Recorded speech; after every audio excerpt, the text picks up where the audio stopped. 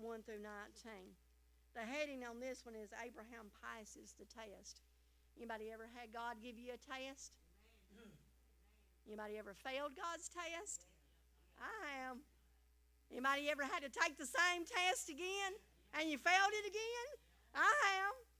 Anybody ever had that third time around and you went, okay, this has happened before.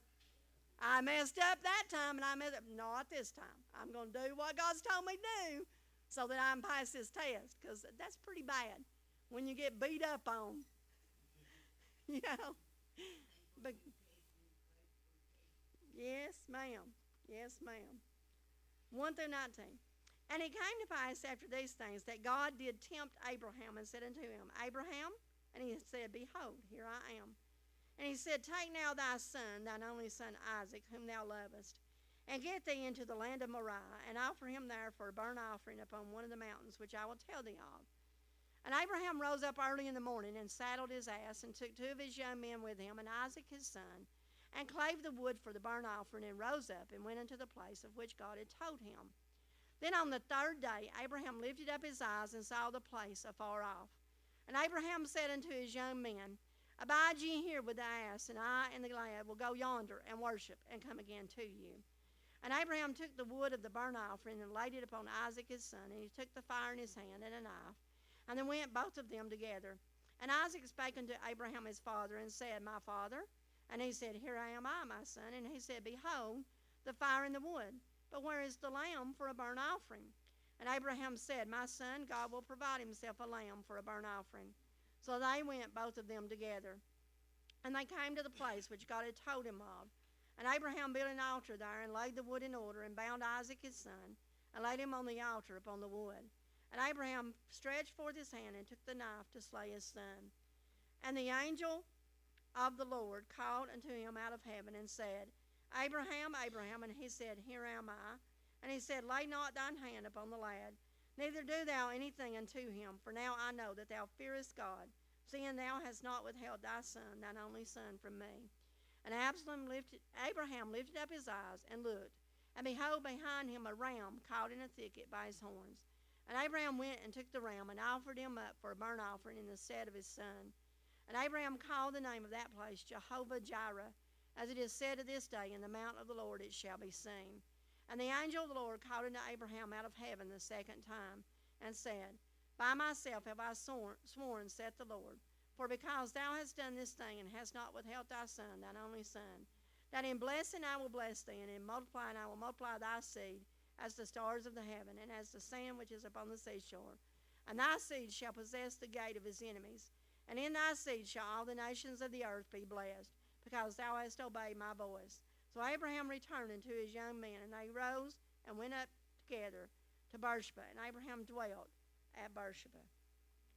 I cannot imagine being in Abraham's place. I cannot imagine God saying to me, Take your son and sacrifice him. Show me you love me. Give up what's most precious to you, and show me you love me. And it wasn't just a, let's go out back and do it. It was a 3-day journey. So Abraham has 3 days to think about what God's told him to do. 3 days that every step he takes is a step closer to sacrificing his son. 3 days of Satan saying, What are you doing, Abraham? 3 days, because the Bible doesn't tell us that Satan was talking to him, but Satan's not changed. If he talks to us now, he talked to them then. Satan had to say, Abraham, what are you doing? What are you doing, Abraham? And then, if it's not bad enough, Isaac notices something's missing. How did Isaac notice something was missing?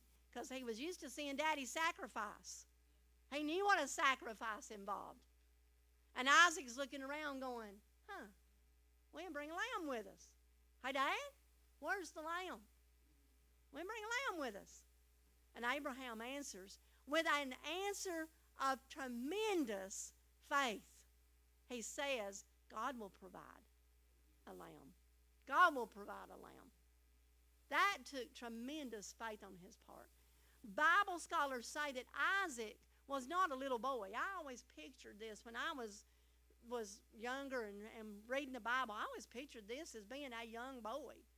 Bible scholars say that Isaac was probably about 37 years old. You've got a 37-year-old man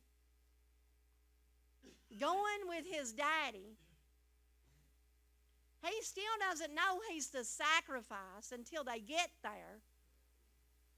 And then Abraham binds Isaac up and puts him on the altar. We all know Abraham was 100 and something years old. He'd been 137, wasn't he? Was he 100 when Isaac was born? He was 137. Isaac's 37. A 137-year-old man is no match for a 37-year-old man if that man decides to fight back. Isaac was also a man of faith. He was a man of faith. He didn't fight back. Even if Bible scholars are wrong, and he was just a teenager, it still took faith for him to allow his daddy to put him on the altar, bring that knife back to kill him. Can you imagine being Isaac, laying on that altar, and your dad's got the knife in his hand, ready to kill you? It took faith. Abraham had instilled faith in God into his child. That's our responsibility as parents, as grandparents, as aunts, as uncles, as whatever we are to kids. That's our responsibility to have such a model of faith in God that our children that we deal with have faith in God. We're the model for them. They're watching our lives. They're watching what we do. They're listening to what we say. When we're running around like Chicken Little, declaring that the sky is falling, some of you are laughing because you know the story of Chicken Little, and some of you are going, who in the world is Chicken Little? But when we're running around, the sky is falling, the sky is falling, guess what we're teaching them? The sky is falling, and before we know it, they're going to be doing the same thing. But when we're running around and we're saying, well, I don't really know what's going to happen, but I know God's not failed me, then they're going to be running around saying, well, Mama doesn't really know. Daddy doesn't really know. Grandma, Grandpa, aunt, uncle, whatever, doesn't really know. But they know God has not failed them. So, hey, God's not failed us. I guess we're going to get what we get, because the last time they said that, we got what we needed. Instill faith in that next generation. Yes, ma'am. We've got to hold on to God. We've got to know that He is faithful, that He will care for us, that He will guard us and keep us with what we need in life. Whatever God's promises are, it's possible for Him to do. It may look impossible to us. Jesus did a whole lot of impossible. A whole lot of impossible. You can't take water and pour it out of one container into another and it become wine. But it happened. You can't take one little boy's lunch and feed thousands of people. But it happened. With faith, all things are possible. Go in faith today and believe God.